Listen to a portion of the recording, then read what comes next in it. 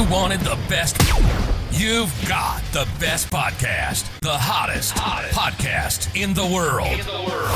The Chris Voss Show, the preeminent podcast with guests so smart you may experience serious brain bleed.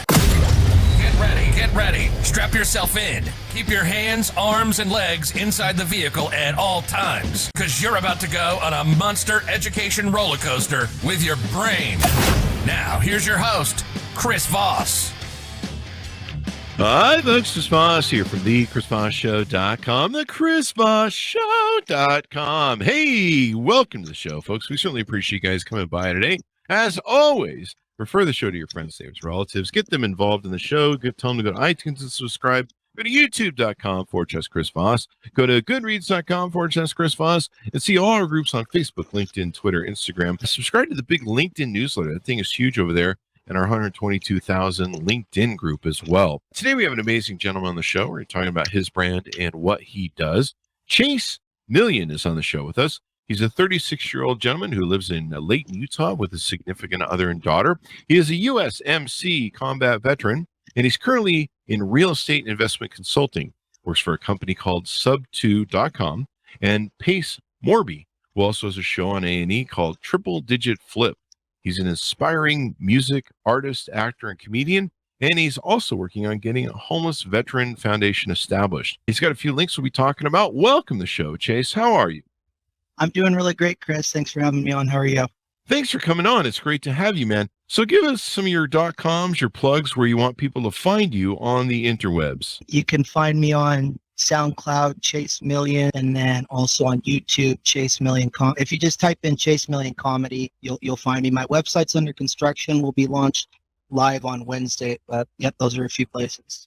There you go. And I think we got a little weak on the audio. Is there any way to get close to the mic, or is there a mic? Is that better? That is definitely better. That is way better. Sorry about that. I had my fan on. Oh, that's what it was. It was blowing the thing. My bad. That sounded a little Darth Vader. It wasn't too bad. We can fix it in post. So you do a lot of things. What's the top of mind thing that you want to talk about and promote first that you do? Well, first of all, for my day job, as you mentioned, Sub2, if anybody's looking to learn about real estate investing, house flipping, several different strategies we teach you over at Sub2, and I can drop also like a referral link after the show. But there's that. And then, and I did serve in the military for a little bit, had some challenges getting out, but, I feel since I've been doing great through, with this job and comedy and stuff. It's really helped me, get over some things there, but yeah. There you go. Thank you for your service. And you've got a lot of stuff going on online for yourself. You've got the YouTube channel. What do you want to see talk about on the YouTube channel? Well, I only have one thing on the YouTube channel is actually brand new. It's just, It's my very first stand-up show I did at Wise Guys last week, and I'm waiting on a response. They get back to you by late tonight, so I don't know if I'm going up next week, but I just have that there. And then I used to have a music video up as well, but I was with like a record label that like defunct or something. They didn't pay their Vivo dues, so I don't have the music video anymore, but that's what's on my YouTube channel for now. I'm going to start uploading more content soon, but just that 3 minutes of material there from Wise Guys. And is Wise Guys in South Jordan or West Jordan? There's like 3 of them. 200 South or something? There's 3 of them. The one that I was at was the one where they do open mic on Wednesdays and Tuesdays. Oh, wow. That one was in Salt Lake in the Gateway. Oh, wow. And then there's one in Ogden. There's one in South Jordan, like you mentioned. And then there's also one in Las Vegas. Oh, wow. I remember going to those back in the day. I used to take dates there. And they used to have a lot of great comedians come through. Now you have an upcoming event you'll probably be putting on YouTube. Tell us about that. So yeah, I'm pretty stoked about that. That's upcoming next month in July. I'm doing a course with American Comedy Institute, and the final class is a performance at the Gotham Comedy Club. Wow. So just for that, I'm pretty stoked for that. Never been to New York, so I'm just going in for one day and then flying back here to Utah. Nice. That should be fun. The Gotham Comedy Club, that is a really high profile comedy club. I see all the great comedians there. I think we were talking before the show. Artie Lang, I've seen like a million of his shows there. For some reason, yeah. place a lot. That or they're the only ones who put out videos. I don't think Caroline's or some of the other ones put out videos, but Gotham always does videos for some reason. I don't know. Maybe that's their thing. But Yeah. that'll be awesome. That's a great high profile show. Yeah, there's that, and then they do on Sunday. It's a virtual one, so I'm going to be doing both. What made you want to get into comedy? You know, to be completely frank with you, it's You can be Frank, you can be Chase, you can be whoever you want. Chase, but Frank. if you want to be Frank, you can be completely All frank right. with me. I'll be. Just don't call me Frank. Shirley. Just don't call me Shirley. That's from Airplane, right? Yeah. Yeah, that's a good one. That's a classic. I used to watch that growing up. That's one of my favorite jokes. Liam Neeson, or no, not Liam Neeson, whatever his name was, but the old guy that was always old. I think you. Oh yeah, Liam Neeson's the other guy, the Batman guy, huh? Yeah, I know it's Nelson. Is it Lisa Jackie Glee? No, that's not Jackie. I don't know. I don't know. But anyway, why did you get into comedy? I got into comedy because it's, helped me just, talking about some personal issues, and, I'm exploring some stuff, from the military and just personal, it's kind of therapeutic. I've gone to, had to go to some therapy when I got out of the military, and that didn't necessarily work for me. So I feel like this might help a little bit more. And, I feel like laughing. I always have enjoyed making people laugh, and felt that maybe I might be able to do it professionally. So there you go. And you've got a website too for your comedy. Give us that .com again. That's chasemillioncomedy.com. Yeah. So what do you hope to do in your comedy career? So I just want to be able to, put together, a half hour or so, and maybe like something eventually on Netflix or one of the streaming things, like anywhere from a half hour to hour is my objective. Mm-hmm. I don't know how long they make those. It's usually, I think most of the bigger people that have the specials, I think they're longer, but I just want to do like a half hour to an hour. Mm-hmm. Yeah. A good show that people can see and all that good stuff. It just takes time. I've got a lot of comedian friends, and it's just something where it takes time. You've got to build it. You got to get your chops down.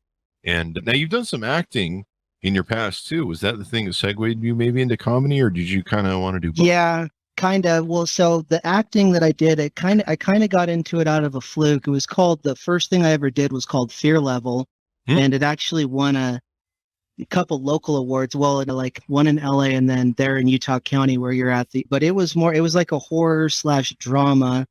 And then I didn't know what I was doing, and because I had done music, and I had reached out to the guy that was directing it. His name was JD Allen, and called me up out of the blue one Sunday and said, we need someone for this part. The guy didn't show up. So I showed up, and I didn't know what I was doing.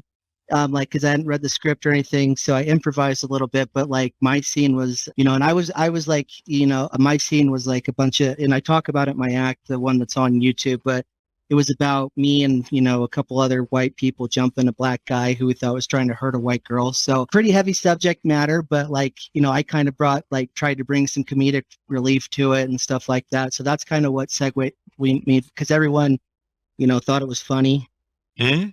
Yeah. So Even though, it was heavy subject matter, I was able to turn around and kind of make a joke out of it. Mm-hmm. Well, that's sometimes what people do. They use comedy to teach and everything else. Sometimes making people laugh. A lot of comedians, they have their personal issues, and making people laugh is a healer for them. It's kind of like a drug. You hear that laughter, and it kind of fires you up. I mean, it's something that, when I hear people laugh or entertain people, it fires me up. I'm just like, yeah, it's like crack. And, there's something inside of us that, I don't know, sometimes it helps.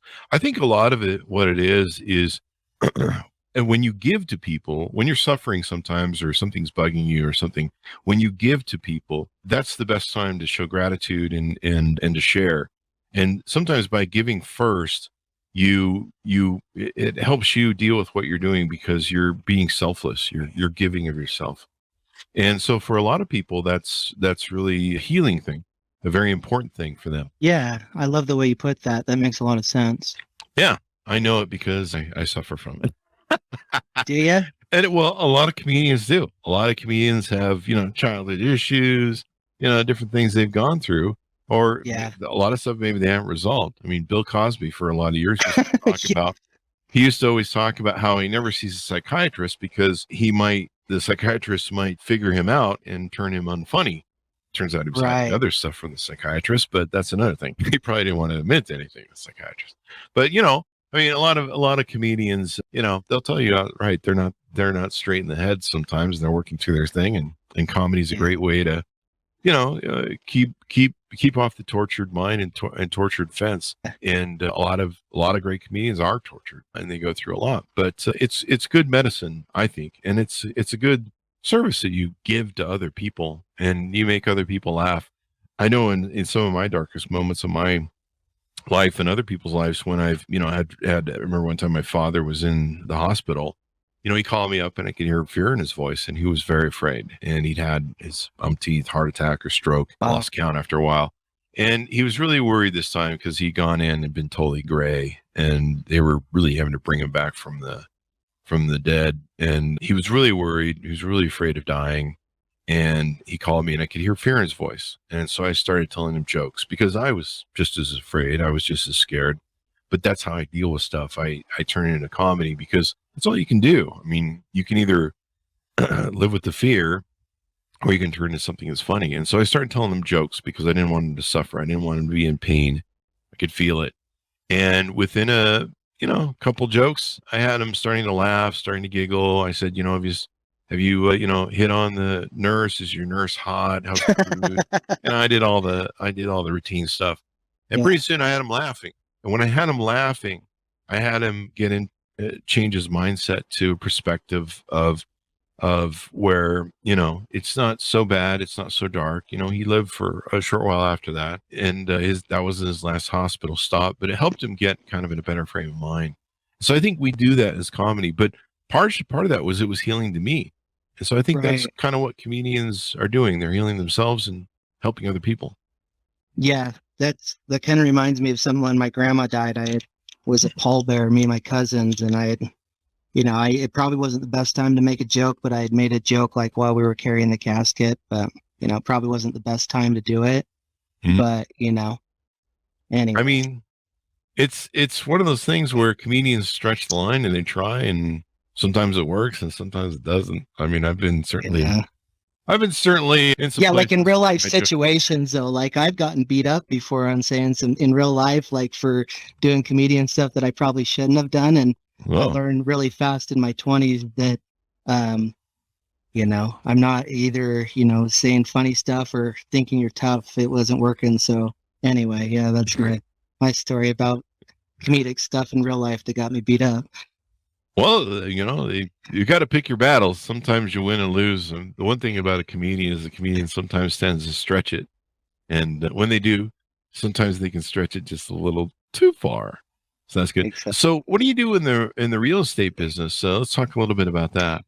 So right now I'm a director of enrollment for a company called Sub2. We teach people creative real estate investing, raising private capital, different types of creative entrance and exit strategies, whether it be a Sub2, seller finance, wholesale, a bunch of different type of ways you can make money. But he's also got a TV show on A&E called Triple Digit Flip. It's Pace Morby and Jamil Danji. They have one season out right now. They're filming the second season, but wow. Yeah, that's what I do, Monday through Friday, even on the weekends. Sometimes I'm taking texts and calls and stuff like that, but mainly just texts on the weekends. But I'm taking appointments, like 4 or 5 appointments a day, Monday through Friday, doing that. There you go. And that's got to be a pretty good business right now with real estate, right? Yeah, and it's really good. And why I love what we do, it's, because real estate's a great market right now to be in, whether you're in retail and I don't have a real estate license. I actually went through all of the 120 hours last year here in Utah, but I didn't go through it. But yeah, that's one thing I like about what we do. It's, with creative financing, it does take money to make money with real estate, as we all know, but we like to show you how to get it creatively. There you go. I mean, being able to raise capital is definitely something that's a skill, if you will. Exactly. It comes down to it. How do you see the current challenges right now? I mean, right now we're having the Fed do some adjustments and interest rates are going up. How do you see that impacting the business here in the future? That's going to probably impact the retail market more than what I do. That's going to, with mortgages and, interest rates, that's going to, we with Sub2, like we can offer people, you know, with sub 2 type of deals, you can offer people higher than, you know, asking or seller finance. But so it doesn't really affect, you know, whether the market's up or down. You know, we're going to, you know, with short sales is going to become, that's going to be affecting the market. You know, I feel short sales are going to be a big thing here coming up pretty soon as well. Mm-hmm. There's going to be a lot of defaults going on. Yeah, I think we're in for a huge correction, and then it'll correct pretty hard. I got someone calling in right now. I'm going to have to say, you know what? You guys can call me back later. I'm on with Chris Voss. There you go. Sorry about that. So you've also got a SoundCloud and an IMDb. Tell us about that. For those explain what the IMDb is to those who don't. So IMDb is just, you know, shows credits you've done in the film industry, whether it be cast or crew. I have just a couple credits there as far as acting. One of them that didn't make it to post production, or that didn't really make it to past, you know, much. But then the Fear Level one was the one that won a couple awards here, one in Utah and then one in the LA Film Awards. So there's that. And then I was working on some, you know, I want to eventually get into some like executive producing and stuff like that, but that's more down the road. When, you know, we talk about raising private capital, I know how to do that through real estate. I need to learn how to, if I don't want to use, you know, my own money, doing that with film as well. That's one thing I want to learn. Yeah, that's always important to learn. Raising money with film is, that's something else. If you can find a good investor or something, like a Chinese billionaire, preferably. yeah. But then you find one of those guys and they want to be all up in the script and stuff like that. And like, yeah, you've got to deal with all that too. It's and then you act, and then it's like, who is that guy that had to apologize to China? Was it not Channing Tatum? It was the wrestler dude, John Cena. Cena. Yeah. Do you see that? Yeah, I remember that. That was crazy. Yeah, you can get the Chinese billionaires, but then you end up, you know, bowing down to them ultimately. That's very true. It's something where you know, you gotta deal with all the ins and outs and all the things that go that way. Do you see yourself doing more acting and stuff in the future? A lot of comedians do that. Yeah, I want to, but I want to make my stuff just more like, as far as limited, I want to do more of like the executive producing and like the financing and have I see in the long run having my own studio and not doing a ton of acting.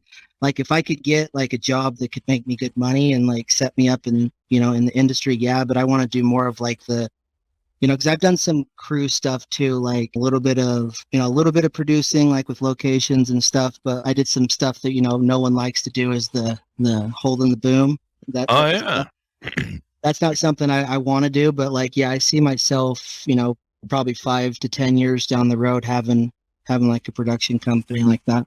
Yeah, production company would be good, especially, you know, a lot of them go union. At least I don't think they have unions here in Utah, but I know in California they do. Yeah, not here. It's a right to work state or whatever they call it. Yeah, they're really, for a long time when I had an acting and modeling agency up here in Utah, they were a lot of the stuff was coming here because being filmed. Touched by an Angel was being filmed at the time, and one of the big thing was they'd had a big union strike in California, and so everyone was coming here and doing business here. And there's still lots of movies that are made here. The South is you know, that Southwestern look is still great for videos and music videos and movies. St. George is awesome. Yeah, it's crazy the amount of filming that gets done there. But Lenny, this has been a great conversation. Anything else you want to touch on or tease out for you? Not really. I think we've touched on about everything. There you go.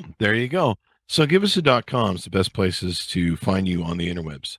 Okay, so we got chasemillioncomedy.com. That's under construction. It'll be live here in just a few days. And then we have Chase Million Comedy. If you just Google that, you'll see my YouTube as well. So yeah. And then Chase Million at SoundCloud as well.